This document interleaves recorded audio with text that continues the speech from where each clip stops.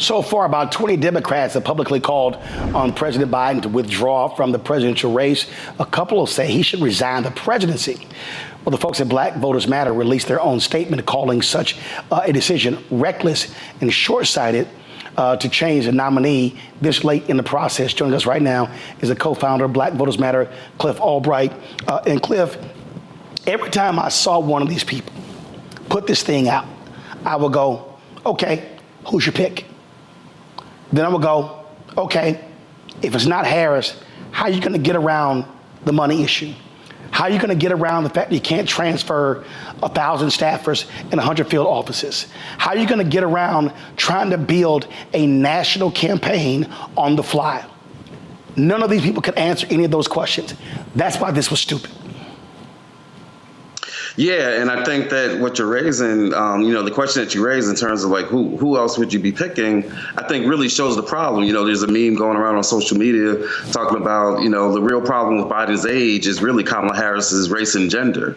And that's really what's driving a lot of this, is that you've got some elected officials, some donors, definitely the media,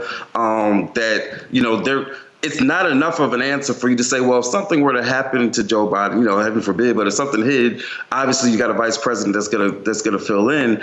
That's what it is that they don't want to see happen. And that's why you see, or that's part of the reason why you see, these calls for him to drop out. Yes, we know that the debate was terrible. Yes, we know that he was old. As Professor Malveaux says, black folk knew that 4 years ago. Like nobody black watched that debate and came out of the debate, wringing hands and gnashing teeth, say, oh my God, I didn't know Joe Biden was old.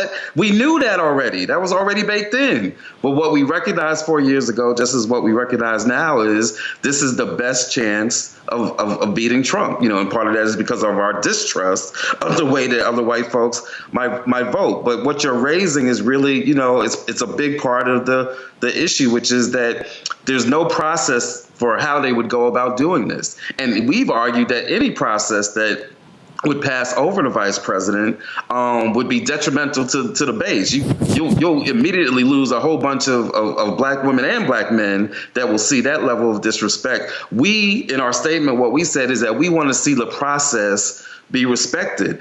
It's not coincidental in our minds that you have this call for the first time in decades. You have this call to ignore the primary results in the very first year when that primary was led by a southern state with a large number of black voters. So the primary system was changed in order to put South Carolina first. And then you put the year when South Carolina and black voters were put first to say, oh, we want to just ignore that there was a primary process. And then 14 million folks, a large number of which are black, voted for President Biden. So as you've said several times, it doesn't make, especially, I don't know about you, Roland, but anytime I see the level of coordination and collusion, like what we saw over those 2 or 3 weeks of the elected officials, the media, the billionaires and celebrities, all of the moneyed interests coming after Joe Biden, real and arguably, coming after him in a way, back in the day where they would say, you an N-word lover, right?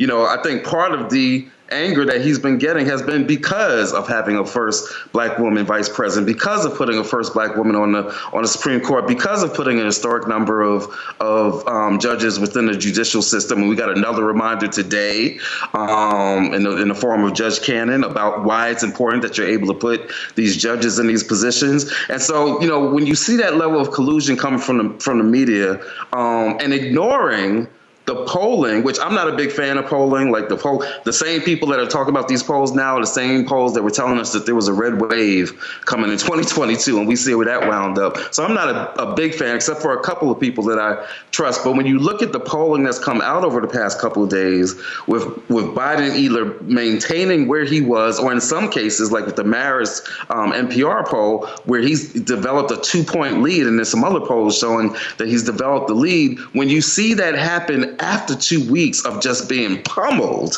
by, his own party and by the media, when you see that, you got to wonder, what would the polls look like if for 2 or 3 weeks, instead of focusing on Biden and the debate, they were instead focusing on Project 2025, if they were focusing on Trump and the Epstein files, if they were focusing on these court cases. then what would the polling look like? But instead, we saw the opposite take place. So it's really amazing that he's still at where he's at in those polls. Example here, Nancy, this Politico reported, I'll go to my iPad, Nancy Pelosi thinks Biden will lose and she was working the phones to replace him. I was told point blank that Nancy Pelosi was not in support of Vice President Kamala Harris replacing Biden. So then you got to ask, well, who the hell were you going to get? And again, it's history shows you the 2 times Democrats replaced their nominee, they lost. Right.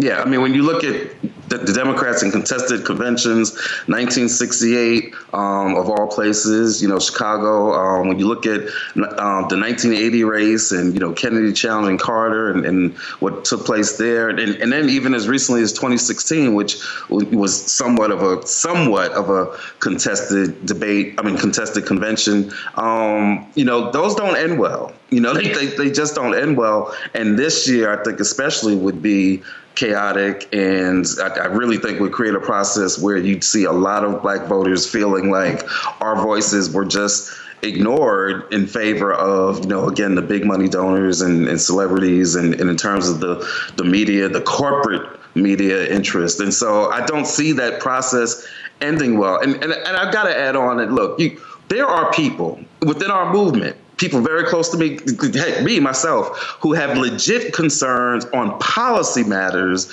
in regards to President Biden, and one policy matter in particular in terms of Gaza. There's a debate that could be had there, right? Like people that favor human rights and all of that. We can have that debate and work out and discuss what would be better, on that issue. What would be better for Palestinians? Would it be Joe Biden or would it be Trump, who we all know wants to expel Muslims and expel protesters and give Netanyahu a blank check to do whatever the heck he wants to do in Israel? But that can be a discussion. That's different from this discussion that we've seen in the media over the past 2 weeks, which has been focused on just his age, on just the debate, on just the polling. Oh, Lord. I hope I'm still there. But you're here. You're here. That's a different kind of debate. So it's fair game to talk about like real policies. What do we want more? What is the agenda? What was done well? What wasn't done well? Like all that's fair game, right?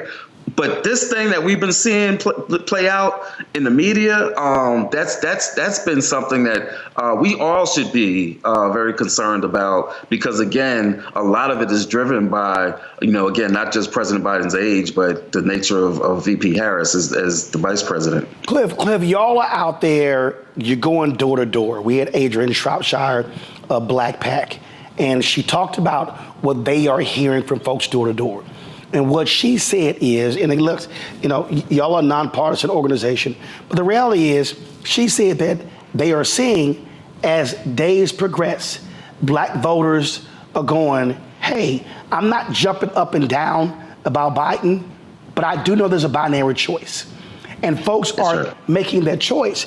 And I just simply believe one of the reasons you see these polling numbers the way they are is because, one, they're underpolling black people, but also you're seeing that black number go up as you go week by week. So it's sort of ludicrous to make an assessment saying, oh, they're guaranteed to lose based on what you see in July as opposed to what it's going to look like in October.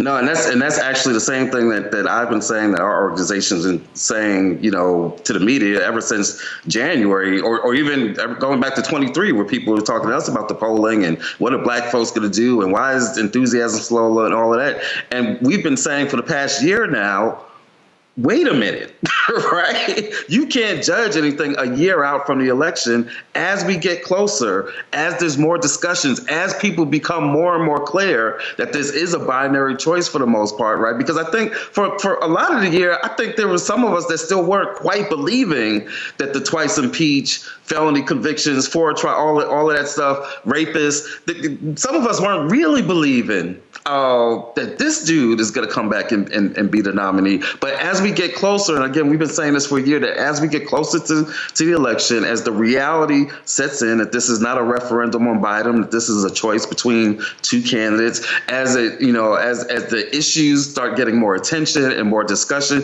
you got people now paying attention to the nature of the economy and what Black unemployment has been, and it's not as low as what we want it to be ever, right? It's always twice of whatever white unemployment is, but the reality is that under this administration, we've had the lowest unemployment ever in history, so that as we get closer to the election and we start getting more information about the reality of the economy, the realities around what this administration, particularly the Department of Justice, has done on police accountability and holding some of these police departments accountable, that the more and more that some of the good story gets out there, and again, it's not a perfect story, but there's a story there to be told. And we've been saying that the more and more that we have these conversations, the more and more that Black media gets resources to put information out there, the more and more that groups like ours and all the others in this ecosystem are able to knock on those doors and make those phone calls and send those text messages, the more that our folks get good information from legit conversations, that the more that you would start to see those polling numbers change. And that's exactly what it is that we've been saying. This ain't rocket science, y'all.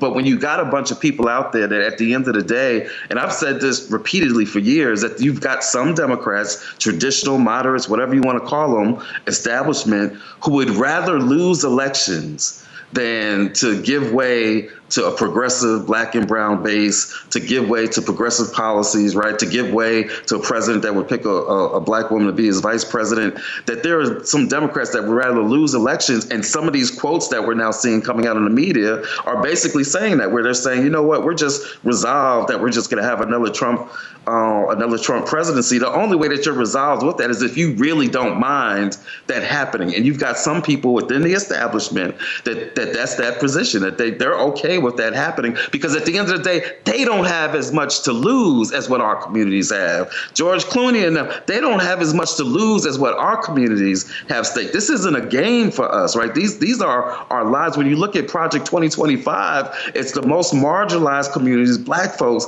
brown folks, indigenous folks, women that are going to be feeling the brunt of 2025. You got this dude that he just announced for his vice president, who is out there talking about women should stay in even abusive, violent marriages, right? Because they want to get rid of no fault. Not only do they want to get rid of no fault divorce, they don't even want you to be able to get a divorce, even if you're getting abused. This is not a game, right? And there are some people whose lives are going to be more greatly impacted than others. And those are the folks that, to a large extent, in our communities and our conversations, that are saying, stay the course, whereas some of the other folks that got that luxury, that have that privilege, they want to play games around having some lottery system to pick the nominee. Last question I have for you before I go to my panel with questions. I believe this 100%. I want to get your take. Do you believe that Project 2025 is going to play a crucial role in driving Black, Latino, and young turnout? Yes. I think the more that we have these conversations, the more that people learn. And shout out to Taraji P. Henson, who did more in 30 seconds at the BET Awards to raise the profile of Project 2025 than most media had done. And shout out to Simone Sanders, who on her show, she had the dude at the Heritage Foundation, who came on, and, some people were critical because we say, well, why do you give them a microphone, right? And sometimes you give them the microphone so that they can expose themselves. And so Simone Sanders on her show was able to do that. That's where the president of Heritage, which for those who don't know, Heritage Foundation is the group that's behind Project 2025. Also, a group which was founded, as they speak about heritage, they were founded and in the early years put a lot of attention, and still to this day, to reinforcing school segregation and trying to fight against integration. That's the same Heritage Foundation that's behind this Project 2025. But I think that the more that people learn about it, talk about it and talk about all the different ways that they're trying to take over government and get rid of voting rights and you know, send women back and you know, we're going to be doing a series of one-pagers talking about the things that are specifically targeted to against Black folks, things like continuing the attacks on affirmative action and DEI. In fact, they want to take the Department of Justice and Office of Civil Rights, and instead of it being to enforce, you know, the Civil Rights Act, they want to twist it around to say that civil rights moving forward is going to be investigations of anti-white discrimination. That's what this Department of Justice would become. And so any advances that we've made in terms of civil rights and having the Department of Justice enforce that and implement that would literally be turned around where they would now be criminalizing and investigating any efforts to deal with racial justice. That's part of what's at stake. Environmental protections. They want to get rid of the whole office whose sole job is to deal with environmental racism, right? Think about Flint. Think about Jackson's Water. Think about environmental catastrophes and the impacts of climate change and flooding in our communities. They want to get rid of that office, right? They want to get rid of anything that tracks racial conditions, right? Because you can't make a claim that Black folks are facing inequities if you're not even tracking the inequities. They want to get rid of all of that. So there's several pieces of this 900-page document that specifically target Black folks. And the more and more that we have those conversations, then we believe the more and more that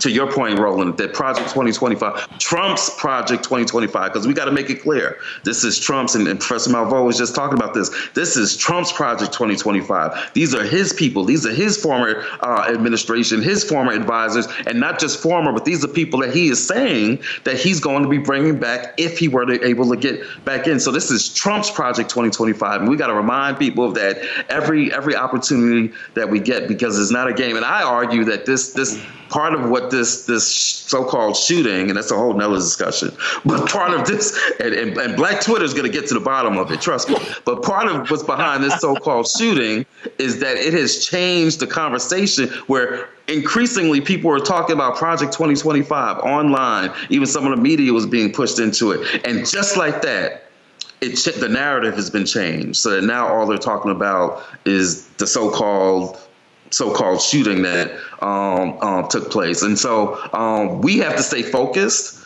We can't wind up chasing all these other things. We got to stay focused on talking about Trump's Project 2025, talking about what's at risk, and keeping our eyes on the prize. Lauren, your question. Cliff, good seeing you. Hey. We just had a primary, as you know, a primary on June 18 in Virginia, and in talking to people who've been knocking doors, they say the issue that keeps coming up at the doors is the economy, the economy, the economy. I wanted to hear from you. Do you think abortion is a big issue for Black voters in the same way it is for white voters? Or is it just the issue that the Democrats want to talk about because they're getting millions and millions of dollars from Planned Parenthood? What do you think about that? Thanks. Yeah, that's a great question. I actually think that it is a big issue in our communities, and for a couple of reasons. And you could look at Ohio and look at the turnout that you saw in Ohio when they had that referendum on abortion rights. Black folks came out in large numbers. I even saw a poll that said that Black men actually voted for the referendum even at an even higher rate than Black women. I'm kind of skeptical of that, but there's some evidence that that it's not even just a Black woman's issue, that Black men, and I think some of the conversations that I've had lots of conversations with brothers that were like, yeah, we got to do something about this. And so I do think that it's a big issue. And part of the reason it's a big issue in our community is because it's a combination of several things, right? It's a combination of the health, it's a combination of the choice issue, like in and of itself, right? It's also a healthcare issue. We know the impact of reproductive justice in terms of like maternal mortality, right? And so for us, it's a health issue. It's also an economic issue. It's not separate from those economic issues that people are very much concerned about. whether or not you have a child is in part an economic issue. There are certainly economic implications to it. And so for us, and it's a criminal justice issue, because Lord knows that if they start criminalizing, having abortions or trying to travel across lines to do so, who's going to get profiled the most when they're on the highways traveling to do that? And so for us, it's a combination of issues. It's not a standalone issue in and of itself. And that's what we hear a lot when we talk about that issue. But they view it as a wedge issue, because you still do have some segments of our community, the deeply religious community that for them that can be a wedge issue. But I think to a large extent, I'm not saying it's more important than the economic, because again, I think that there's connections between them. But I do think that it's a legit issue that folks in our community are talking about. I will say this here: when they had the Ohio referendum, black men voted in significant numbers for that referendum in Ohio. Julian. First of all, thank you all for the work you do at Black Voters Matter. It's such an important organization, and it's really, really, really important. But everybody's talking about polling. Roland mentioned undersampling, the way that African Americans are undersampled. The other statistical issue is not only the undersampling, but the size of the samples. So we're talking about a poll that has 1,200 people in it and maybe 100 black people. Well, margin of error there is all over the place. Why aren't people talking more about some of these statistical errors as they talk about the flaws in these polls? Yeah, somebody famous once said, figures don't lie, but liars do figure, right? I've taken enough stats classes in my life to know that you can create a sample and sample size and all that to say just about whatever you want to say. But you're exactly right. That New York Times Siena poll that a couple of months ago made a big splash. It was one of the biggest ones that was talking about, black voters, and I think it was like the 5 or 6 swing states that they were looking at and saying it was like 20%. But if you got into the details of that poll had about 400 and something black folks, right? But again, this was across 6 or 7 different swing states. And so essentially what you were looking at was a national story that was really based on like 60 or 70 black folks in each one of those states. And so you're right, the sample sizes in some of these, especially when you're talking about black folks. But I think to answer your question, a lot of people don't dig into that level of detail. A lot of people don't dig into the methodology of these polls. They don't dig into the sample sizes. They don't dig into the crosstabs and the different relationships between age and race and all of that. And so we're just left with what? We're left with the headlines that whatever mainstream media decides to focus on when they're reporting on it. That's why it's important for us to be able to do our own polling, and shout out to, Cornell Belcher and Adrian and work that Black Pac's been doing on doing a series of polls and focus groups, because they really were some of the first to be able to point out that, that there's a whole segment of our community that is thinking differently than what you would have the mainstream media would have us believe. And so we've got to be able to study these polls a lot more closely and to be able to do our own polling. Thank you so much for all of your work, and it's so appreciated and needed. There have been so many things that have been in the news, from abortion to the assassination attempt to all of these different conversations that are necessary to have. But I feel like one thing that has slipped off the radar is conversations about voter suppression. Can you give us your latest information and news you have about voter suppression efforts that you're seeing going on across the country? Yeah, I'm so glad you raised that, because it's been one of my biggest frustrations. And I say it to every journalist that tries to talk to us about these polls and about Black enthusiasm. And I make this point: Black turnout is not just a function of Black enthusiasm. Right? Black turnout is not just a function of Black enthusiasm. It's also a function of to what extent we have the right and we have the access and the ability to cast our vote. Right? When we weren't voting in the South, throughout Jim Crow, it wasn't because we weren't enthusiastic. Right? If enthusiasm was the only thing that mattered, then we would have been voting in big numbers, throughout the entire 20th century. But we weren't. And why? Because we were in the midst of Jim Crow, and it wasn't the legal framework that would let us act on our enthusiasm, act on our hopes and dreams for how we could control our lives. So black voting has never just been a function of how motivated or how enthusiastic we is. It's also always a function of voter suppression. And that's exactly what we're seeing and what we're very concerned about going into this election cycle. We know that the Republican Party has a strategy of recruiting thousands, I think like 10,000 of these poll watchers that they want to recruit. So, and in some of these states, those poll watchers have the ability, not just theoretically, like we've seen this happen in states so far. We saw it happen in North Carolina where they go into these polling places and they are intrusive, right? They get in the way of the poll workers, the poll clerks being able to do their jobs. They get in the way sometimes of voters being able to vote, and they wind up intimidating voters. And so, excuse me, I think I got whatever Roland got. And so what we've seen happening is that voter suppression continues to be a major problem, and especially in some of these battleground states, in Georgia, in North Carolina, even in states that should be more of a battleground, but part of the reason that they're not is because of the voter suppression. Florida should be a lot more competitive than it is. People look at why did the last Florida election go the way that it went, and they think it's just because Rick DeSantis was possible. No, it's also because Florida passed one of the worst voter suppression laws in the country. And so to answer your question, some of the things that we're seeing are, attacks on every phase of the process. They've made it more difficult to vote by mail. They've attacked drop boxes. They're still reducing the number of polling places. Of course, we know what they do with the photo ID, both for in person as well as when absentee voting. And the thing that we've been saying for years, and we have got to keep an eye on this, y'all. The thing that we've been saying for years now, one of the most insidious pieces has been the way that they've, in some of these laws in some of these states, they've made it possible to take over local county boards of elections, to take over that process, to have board members be able to be replaced by the state legislatures, right? Or for have the state legislatures. In some cases, they've taken away the power of the Secretary of State. I think Arizona might be an example of this, where they've taken away powers from the Secretary of State and put it more in the hands of the legislature. And so these different mechanisms that they're using, not just to suppress the vote, but also to control the count. That is something that we have got to keep a very close eye on throughout this election cycle. Time to get paid, blow up like Fanbase exclusive audio rooms are here. Now tap, talk, and get paid. Monetize your live podcast and most engaging conversations. You can now create exclusive audio chat rooms only for your subscribers and biggest fans. And as a user, subscribe, listen, and talk to your favorite creators. Now tap, talk, and get paid. Because everyone's a fan of something, and everyone has a fan base. I'm blowing up like you thought I and if you don't know